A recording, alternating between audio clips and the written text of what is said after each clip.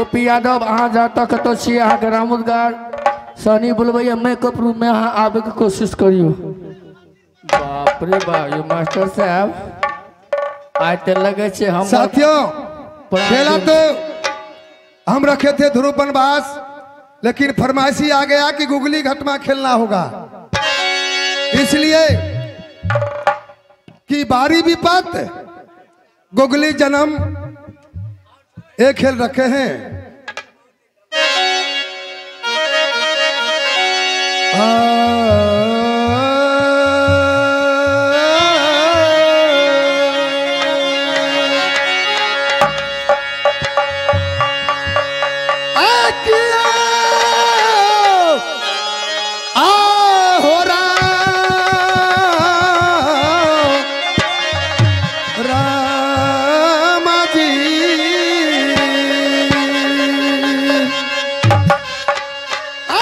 प्रथम सुमारना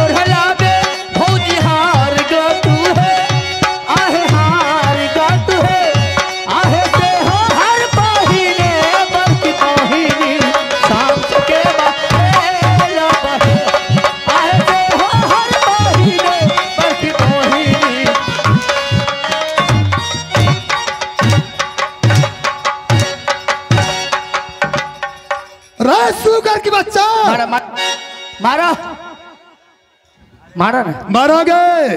मारो मारो।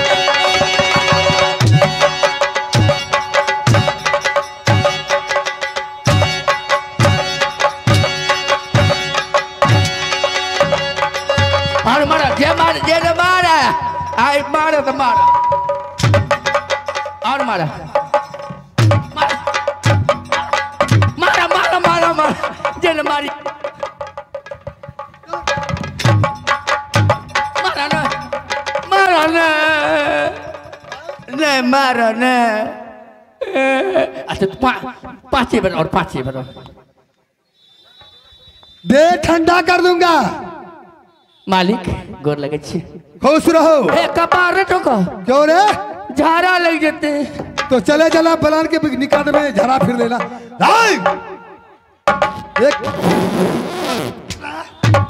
क्या ट्रेन के बगल में चले जाओ। मैंने तुम्हें कहा कि कमला बलान बगल में है। उन्हें नहीं जब डोर लगैया मैत्री कलमा से मालिक क्या बोला रे? यो यो यो यो यो यो बउआ यो तोरा के छे क्या बोला रे? मैं अपना धियापुता के छी मैत्री कलमा से मालिक यो यो यो यो ऐसे बोलो। की बोला? मैत्री मालिक ये सबसे पहले बताओ कारी सिंह, भाकोल सिंह और सरोल सिंह कहाँ है? सब घर में छ पढ़े लिखे छ। पढ़ाई लिखाई करना है। हाँ भूसका। लेकिन आज क्या है? किछ मेरे बारे में कुछ समझता है ना? ना कुछ नहीं। कुछ नहीं रे हरामजादा तोरा बियाह शादी तो भेले थे तू। अरे बात उतार बात है ना बहुत पिटाई करेंगे। बड़ा बुढ़बा का बच्चा नहीं। अरे बुढ़बा का लड़का थे। मैत्री कलमा सिंह मालिक मेरे बारे में क्या समझता है? बियाह के लड़की खोजे छियो। लड़की खोजे छियो। किसको? तोरा ले तो तोरा बारे में किस सोचबे कि हमारे मालिक शेर है? हाँ शाबाश। मेरा मालिक डकैत है। शाबाश। मेरा मालिक खूंखार है। शाबाश शाबाश। लुटेरा है। लुटेरा है। क्रिमिनल है। हाँ। छिनार है। की कह ले रो भाई की कह गले यो क्या बोला रे? अति डाकू है डाकू। ऐसे बोलो। मेरा मालिक डाकू है, लुच्चा है, लोफर है। चुका दिला ये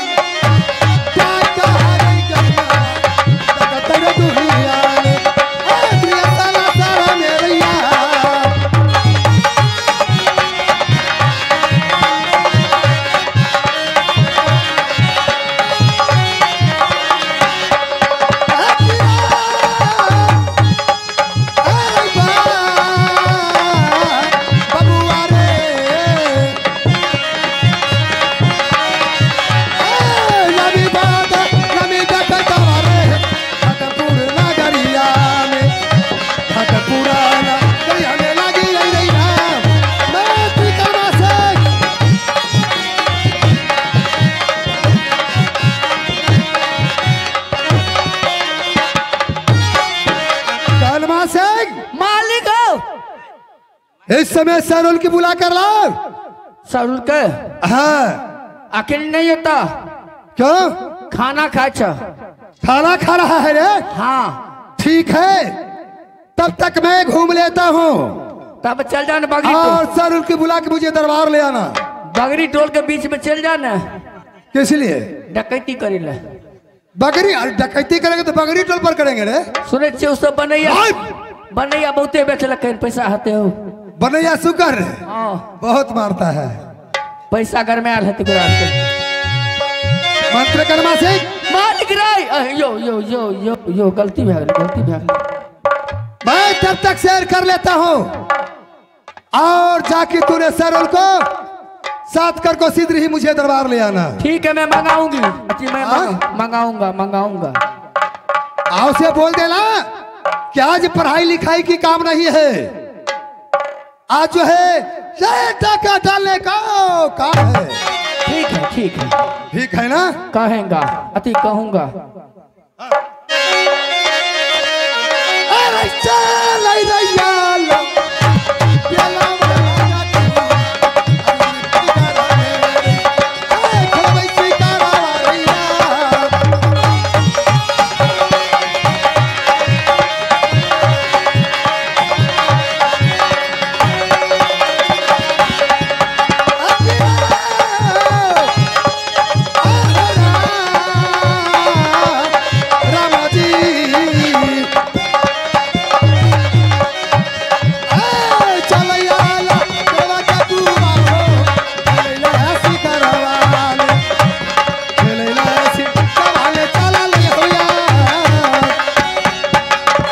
रंजीत भैया, रंजीत तोरा सुरेश भैया हाथ के छे रोता वाला। रंजीत तोरा सुरेश भैया हाथ के छे। ये लाल भौजी है, ये लाल भौजी लेबई कोनो गहना है, ये लाल भौजी लेबई कोनो गहना है, ये लाल भौजी।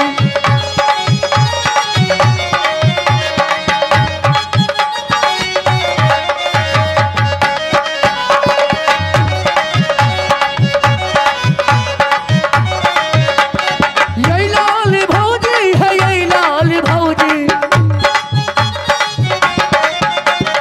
ये लाल भौजी है, ये लाल भौजी लेबई कोनो गहना है, ये लाल भौजी लेबई कोनो गहना।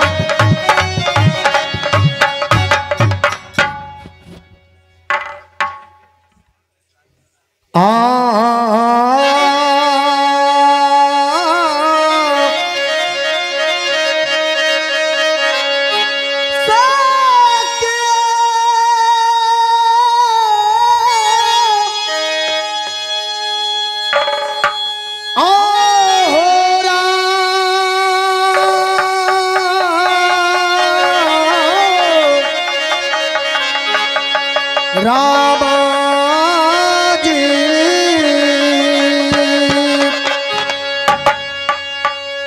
आये प्रथम सु मीरा ना यही करिए मैया सारे साथी को, मैया सारे साथी को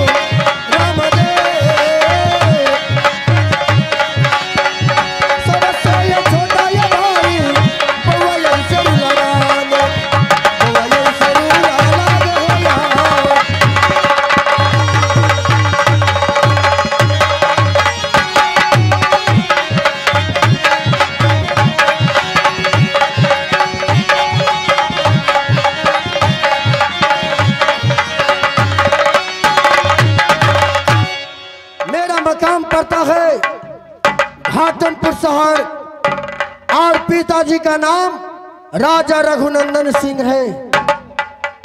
हमसे बड़े भाई का नाम गंगवा छत्री और सबसे छोटा भाई का नाम बउआ शेरुल है और मेरा नाम कारी सिंह है। अब मैं यहाँ से अपने भाई साहब के पास चलता हूँ। आज किसी बैंक को लूटने का योजना बनाऊंगा। मैं जा रहा हूँ अपने बड़े भैया से मिलने।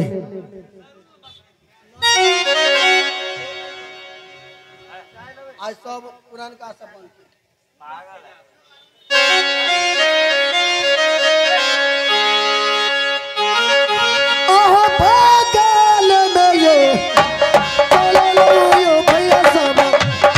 भैया ना जदी काने भैया ना जदी का बहुला अब तू मालैया की बाबा ये क्या के तावा जी नैया तूने ए चपला जाए बगाला परिया हो रे लैया बाबा ये चलो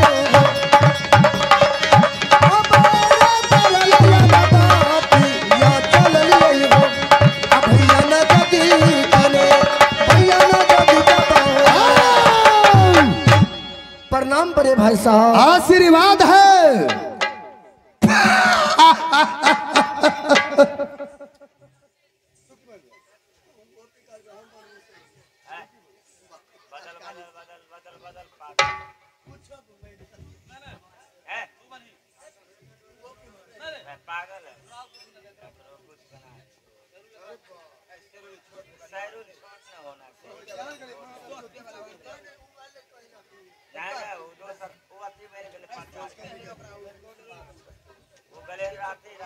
सुनाओ क्या खबर लेकर लाया है? आज मैं तो आपके ही पास आया हूं भैया कि आप तो लुटेरा है और आपके साथ में जो भी भाई है सातों के सातों भाई लुटेरा है। कारी सिंह तो आप बताइए भैया कि आज कहां का योजना बना है, किस बैंक को लूटना है? कारी ये तुम जानता है कि गंगवा छत्री को पांव चल जाता है तो तलवारों करक करक उठने लगता है। हाँ ये तो बहुत खुशी की बात है भैया जी। एक रात की बच्चा रोता है तो माँ कहता है सो जाओ नहीं तो गंगवा छत्री पहुंचेंगे। हाँ हाँ ये तो है भैया। तो आज उस देश उस गांव में डाका डालना है एक ही बाल बच्चा था चमक उठे। तो ठीक है भैया जी अविलंब चला जाए और किसी बैंक को लूटना है या नहीं तो 17 नंबर को घेरना है। आज कारी सिंह भाकुल कहाँ है, सरल कहाँ है? वो पीछे है भैया। चलो भाकुल की साथ करेंगे और सरुल की साथ कर को जाओ। ठीक है भैया जी।